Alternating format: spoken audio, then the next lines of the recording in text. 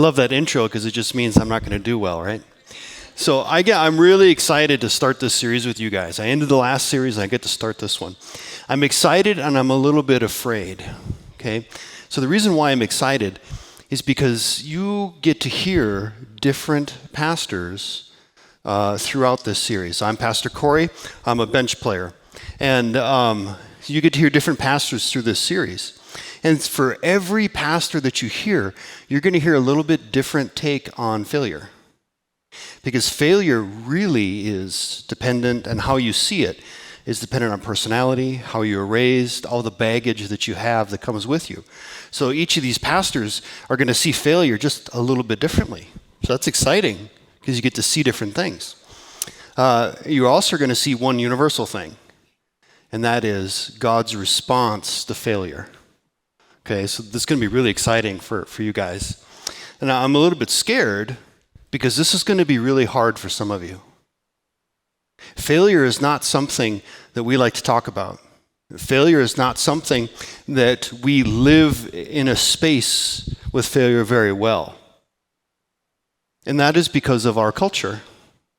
In our culture, whenever something that we own breaks or fails, we throw it away. Our culture takes all the things that break or fail and quit. We throw it away and we buy a new one. We just get on Amazon and get it coming, right? It'll be here in a few days or so, right? That's what we do with things that break. And our culture has been so much like that with products that now we do this with people.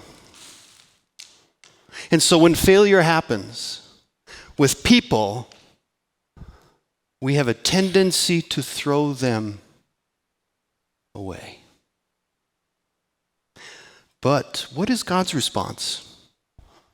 That's really the question throughout this series. What is God's response to failure? So we're going to look at different biblical characters as we go through this. I have the joy of Moses. Okay, Moses, you need to know, has some issues. I know some of you grew up with flannel board.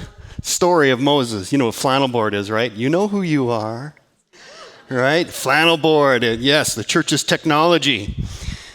The story of Moses, and it was a great story. It was an uplifting story of all the things Moses did. But have you read the Bible lately? Right? The story of Moses starts with his family living in Egypt, and they're under slavery, and there's an edict because the Hebrew nation's gotten so big that the Pharaoh, the king of Egypt, makes an edict to all of the midwives. Whenever you deliver a boy, kill it. But if you deliver a girl, let it live. Oh, that G-rated Bible's fun, isn't it? So the midwives are like, are we going to do this? They gather together for a union meeting and they're like, are we gonna do this? And they said, no, we're not. They didn't follow Pharaoh's orders, so Pharaoh had to take it a step up. Pharaoh then sent men with swords to fulfill his edict.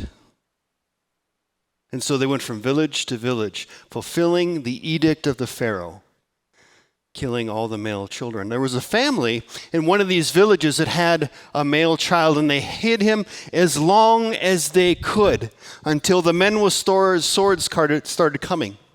And they took a basket and they covered it with pitch so that it would float in the river, and they decided to send the baby down the river because it had better chances with the crocodiles than it did with the men with swords. Read it, it's in the Bible. The little boy's sister followed the basket. The basket got caught in the reeds, and Pharaoh's daughter, the princess was bathing in the river because she wasn't afraid of crocodiles. And she hears some crying, and she goes to the reeds and finds the basket there. And in the basket is a little boy. She holds the boy up and says, "This must be one of the Hebrew children. I think I'm going to keep it."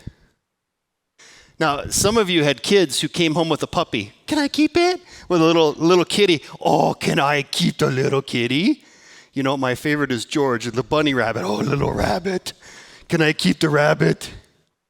But if you're a princess of Pharaoh, you can keep people. I found this boy. I'm keeping him. He's mine. And the little boy's older sister comes over and says, hey, I know someone who could feed that child for you. Oh, that's a good idea. Why don't you go get her?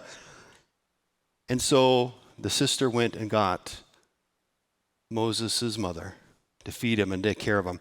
Now, the Bible says that she kept him until he got a little bit older. Who knows what the world that means?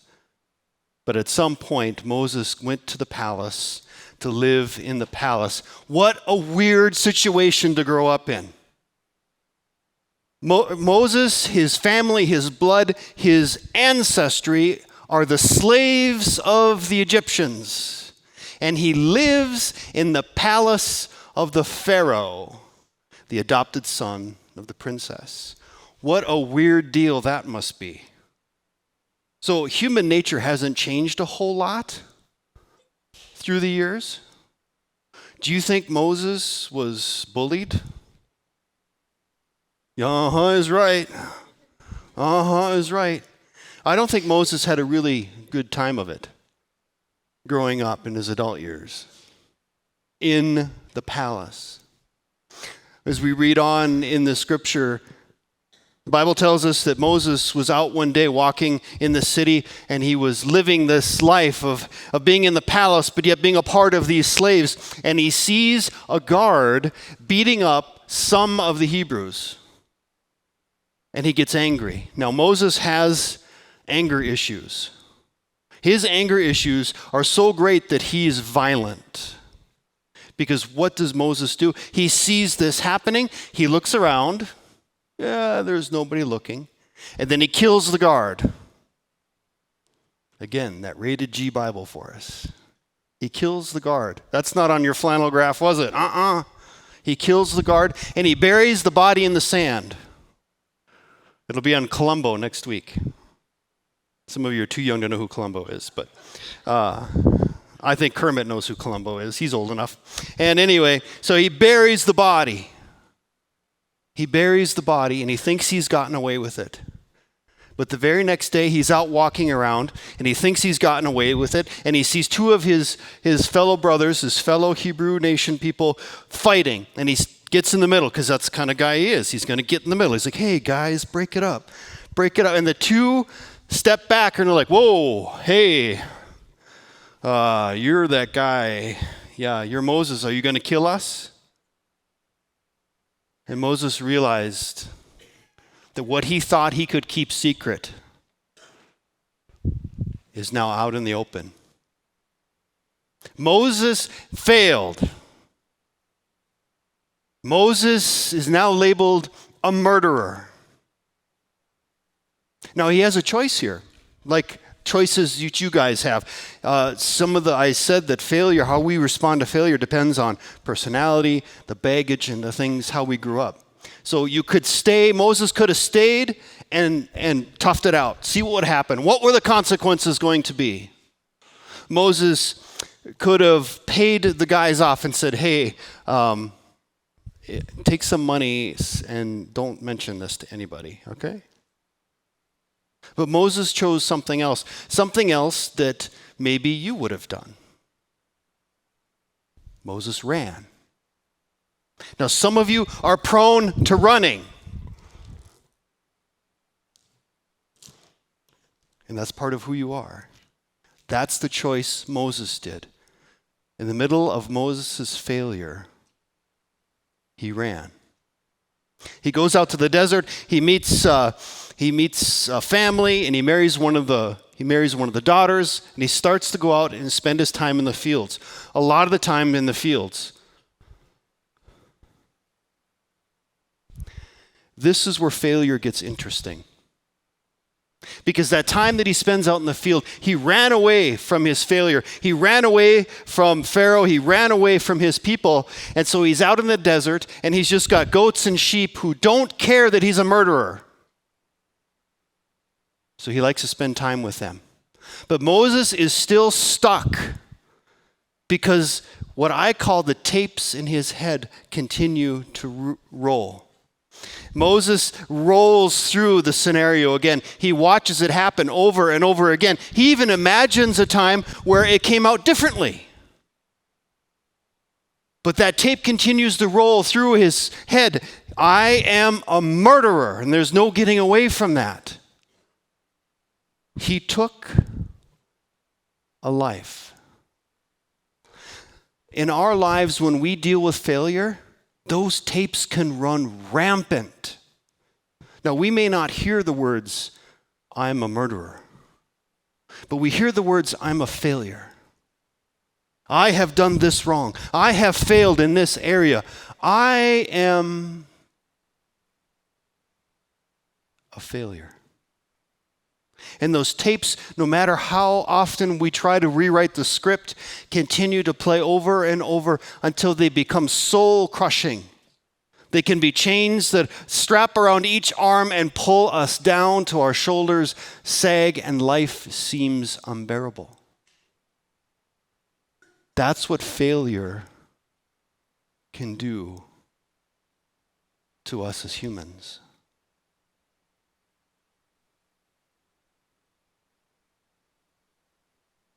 One day Moses was out wandering around. He had his flock. He was trying to control the tapes. And he sees something different on the scenery. He sees a bush. And it's on fire. But oddly enough, it's not being consumed. That's weird. So Moses decides to go check it out. He walks towards the bush. And we're going to pick it up in Exodus. I'm going to complete the story for you. When the Lord saw that he was coming to look, God called to him out of the bush, Moses, Moses. Moses said, I am here. Do not think you've read this too many times if you think Moses knew who exactly this was. You have read this too many times if you automatically think that Moses thought this was God. I'm here, he says, but he has no clue who he's answering. Then the Lord said, don't come any closer. Take off your sandals because you are standing on holy ground. Uh-oh.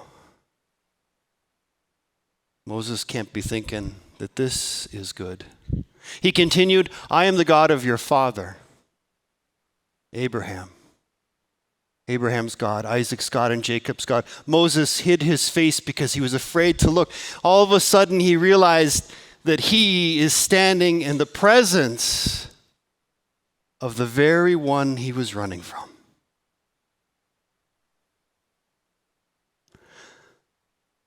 And he can only say to himself, I am a murderer. I am a failure. And yet God called his name.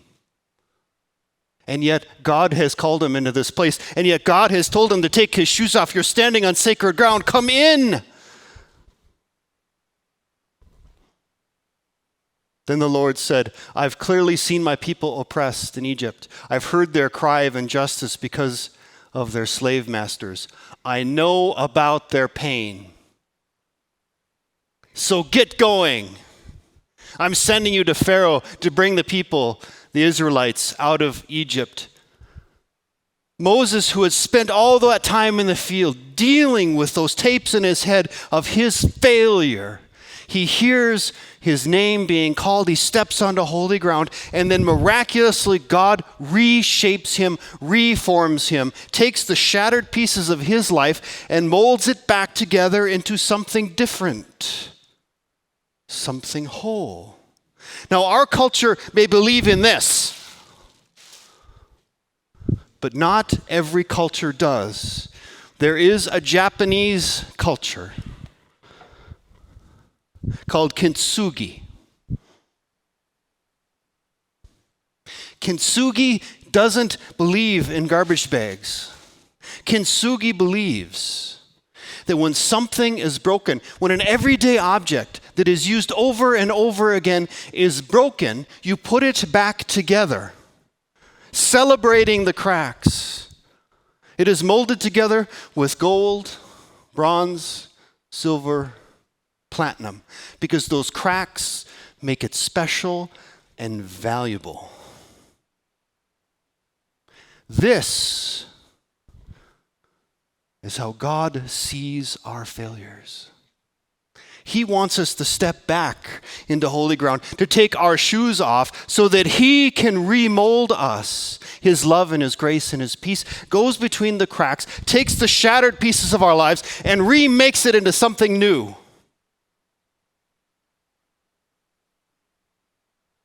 For His glory, for His love. Now, if you continue reading Exodus, Moses still doesn't do great. He still fails. Matter of fact, he gets called murderer, not just this one time.